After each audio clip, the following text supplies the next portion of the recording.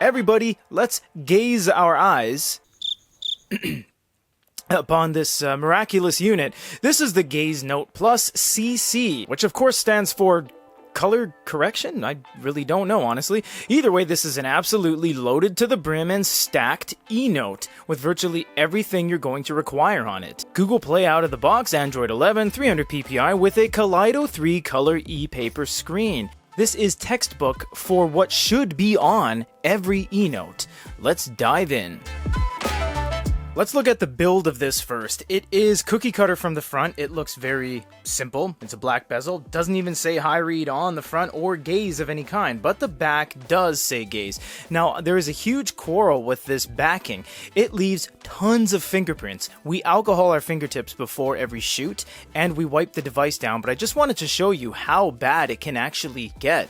This is a very non-textured backing, and it just leaves every single fingerprint on the back imaginable. It is a little bit of a flaw, we must say, honestly. It's not a big thing, but you know, you gotta clean it almost all the time. You have a power button, nothing on the side. You have an SD card slot on that side, stereo speakers, which we will show off, USB-C, and 2 microphones.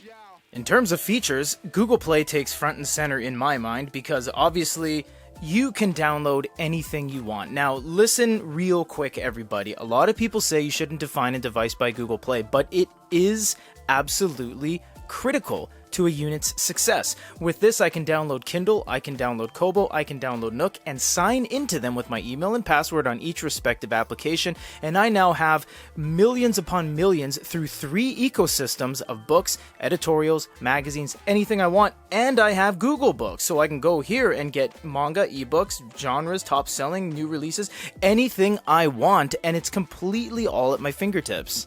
As for the UI, it gets split into 6 different things at the bottom: store, library, books, note, my, and more. More is your screen of apps. Honestly, guys, don't worry about the store. Like we said, you can download everything under the sun from Google Play. It is nice that Hyread and Hisense and Onyx and iReader and iFlyTech and BigMe, they give you these stores. They don't really have anything substantial on it. We've told all of them this, and we've told all of you this. It just really isn't that worth going into.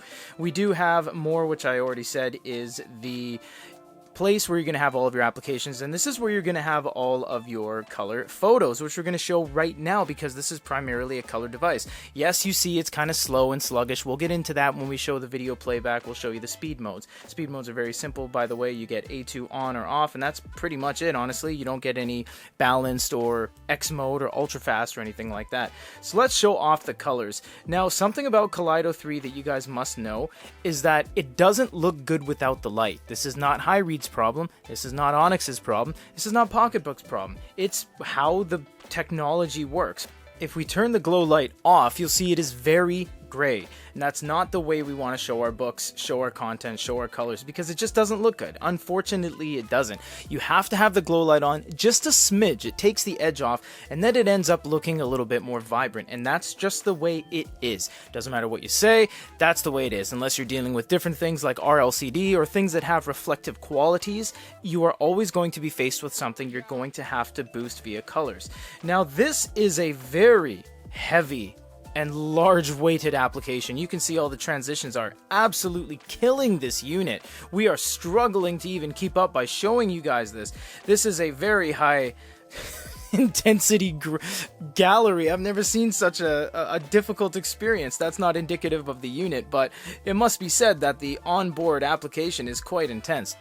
The colors are fantastic. There's really no problems with the colors whatsoever. They're vibrant, they look great, they're rich, and Kaleido 3, of course, is usable, so you can actually move things around, which you can't do on something like Spectra or Gallery or Prism or anything like that. It's just not realistic, whereas this has the ability to give you all the colors, to give you the experience of still being able to harness it by doing things with it. You can refresh if you have too much staining on the screen, and it ends up looking very good. Try to download from Google Play a little bit of an easier application to kind of move yourself around.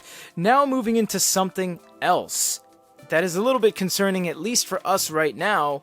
the pen. And here's the pen right here. Oh, no, it's not. It's an Amazon Kindle Scribe pen. Why? Because they didn't give us a pen with the review sample, and we have no idea which one it is. It could be the standard Wacom pen. It could be the one that Netronics uses. It could be the triangular one that's bulbousy with a little lanyard loop. We actually don't know which one comes in the box, so we have to use a generic Wacom pen. But the beauty is that you can use any pen on the market on this unit because it is running Wacom. So we're going to start a new note. It'll be a clean white background like this, and we'll get going into it. What can you do? You have a palette at the bottom that has 5 different pens: paintbrush, highlighter, etc.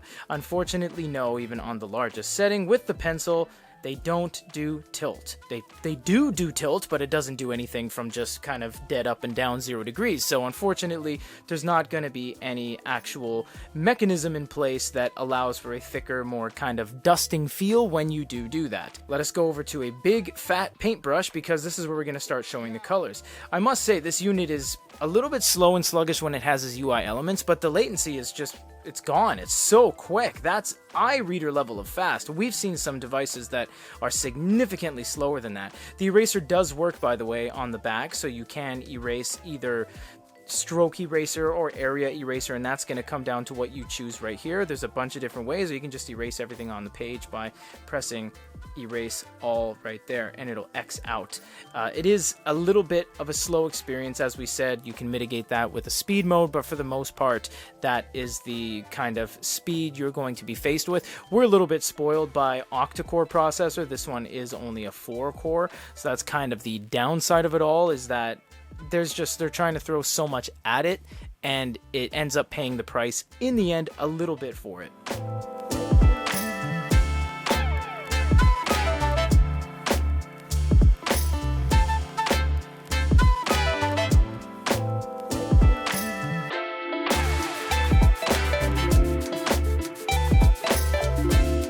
At the top, you get insert a new page, shape, text, and image. Something I don't understand is, why is everything grayed out? They've done that for quite a bit of generations now. You can choose the things, but they're all grayed out as if you're not even allowed to even select them. And I'm not sure what the mentality is behind that, but you know, it's just, it requires you to really learn this unit. For example, you see how it just messed up there because it wasn't clear that it was ready to make a shape, and sometimes when you click insert shape, it inserts a shape. So it's a learning curve kind of situation, but once you get used to it, I guess it's adequate. You do have text, in which case we can show off the keyboard now. Standard G board, so it's going to be the same as every other one on the planet, except it just missed the T I pressed, and I pressed it.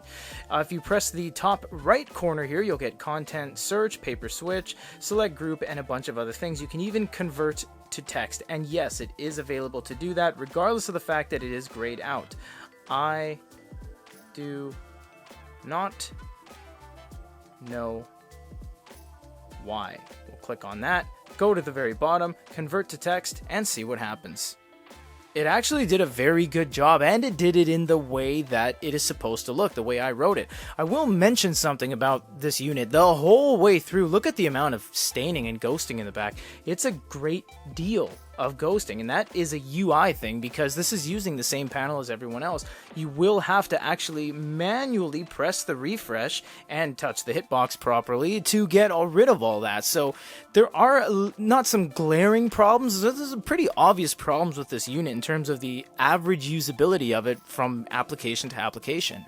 Aside from a couple of squeaky wheels that definitely need some work, the organizational skills in your file manager is great. Hyread, look at this. You put files in the root and it automatically just puts everything where it needs to be: music, EPUB, and PDF. We're just going to briefly touch on e-reading because, well, that's not what an e-note is about. You guys might be saying you should be showing e-reading because this is an e-reader. It's actually not technically an e-reader, nor is it primarily used as such. This has a Wacom screen, it has Android 11, it has Google Play. Primarily, you're not using this for e-reading. You are using this for your other multimedia uses, but being easy on your eyes the whole way through. E-reading itself is nothing exemplary. In fact, it's a little bit slower than the average ebook reader just because of the overall intensity of the system UI just weighing it down.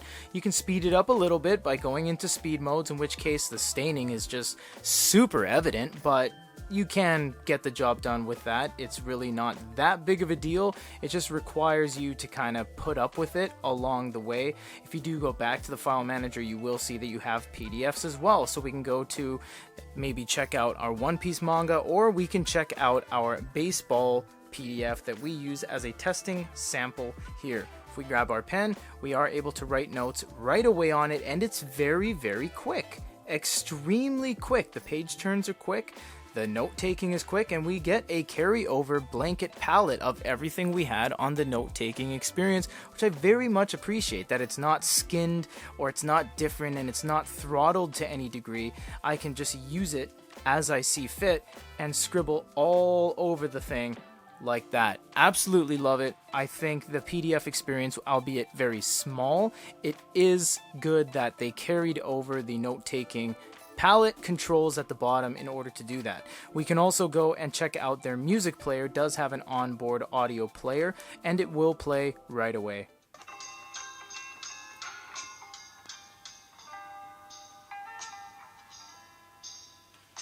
Pretty poor speakers, I must say. In fact, the Gaze Mini had better audio out of the box than this does. These two speakers are incredibly quiet even at full crank. It's very tinny, it's not very bassy, there's no richness.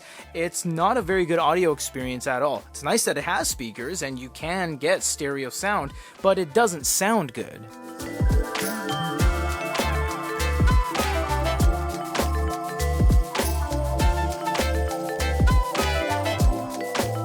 Pros and cons time. It's got Google Play, a Wacom Color EINK Kaleido 3 screen, and it's priced exactly where it needs to be for a device like this at around the $450 range.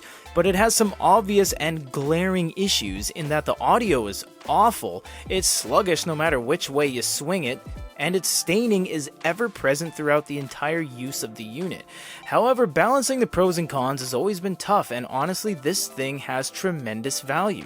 Despite its shortcomings, it gives you everything you're going to want out of an eNote, and more with the addition of Google Play and the Wacom screen. Color is just a bonus, as this thing is already super capable. For GoodyReader.com, this is Peter.